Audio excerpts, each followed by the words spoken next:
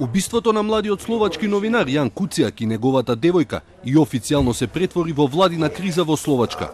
Утрово, озогласениот и контроверзен министар за внатрешни работи Роберт Калинак си поднесе оставка, однесен од бранот масовни граѓански протести. Jednou z vecí, ako naplniť svoj mandát, je, aby som urobil všetko preto, aby stabilita na Slovensku ostala zachovaná. Aj preto som sa rozhodol, že na funkciu podpredsedu vlády a ministra vnútra rezignujem. Само во петокот 50.000 луѓе излегоа во Братислава на протести против социјалдемократската влада на премиерот Роберт Фицо, барајќи не само поединечни оставки, туку и составување на нова влада. Our two asks here, as the civic society, is that we want our government to investigate the murder of Jan Kuciak, Martina Kushnirova with international experts, and also we want a new government that can a new trustworthy government with no existing links to corruption and organized crime. Веднаш по убиството на Јан, сенката на сомнежот се спушти врз министерот Калинак. Пред повеќе години го прикрил затајувањето на данок од страна на дубиозниот словачки бизнисмен Владислав Бастернак и се уште учествува во една од неговите фирми. Калинак, освен тоа, одржувал економски контакти и со еден друг спорен олигарх, Маријан Коцнер, кој во словачките медиуми првично беше посочен како еден од осомничените за убиството на Куцијак, затоа што лани јавно му се заканил на истражувачкиот новинар. Но Калинак ја лажеше јавноста и за врските на словачката влада со италијанската мафија и осомничените италијани, кои иако беа приведени, некако се уште се на слобода.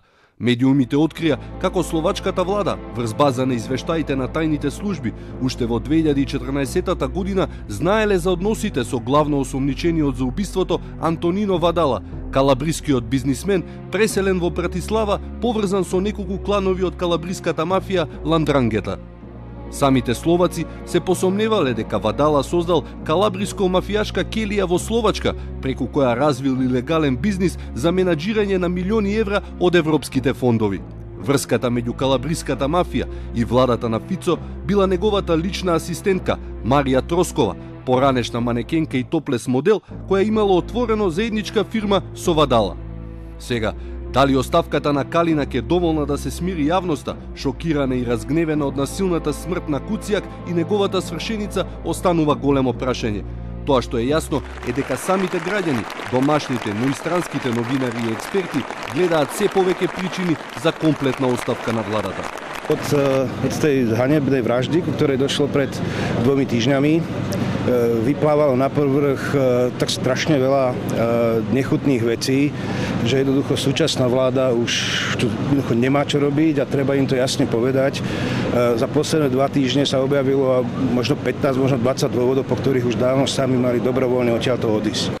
Убиството на младиот и храбар Јан Куцијак е втор ваков случај во Европа во неколку месеци, по убиството и на малтешката новинарка Дафне Каруана Галиција. И деновиве, додека заканите врз новинарите се актуелности во Македонија, прашањето кое се поставува е што навистина се презема околу поддршката на новинарите кога се маргинализирани, цензурирани, под притисоци од тужби или под закани. Тоа што е јасно е дека не треба да се очекува или дозволи најлошото за да се действува во едно општество. Граѓанскиот сектор и медиумите можат да одржат одредено внимание на темата, но како и во многу случаи, после секој инцидент, вниманието на јавноста згаснува по неколку дена револт. Денес сите го оплакуваат Јан, но додека новинарите се живи, малку се прави за нивна поддршка, оставајќи ги како лесна мета на политиката, бизнисот или локалните силеџии. Испаѓа дека и во една Европа, како и кај нас, новинарите добиваат поддршка единствено откако насилството веќе е сторено.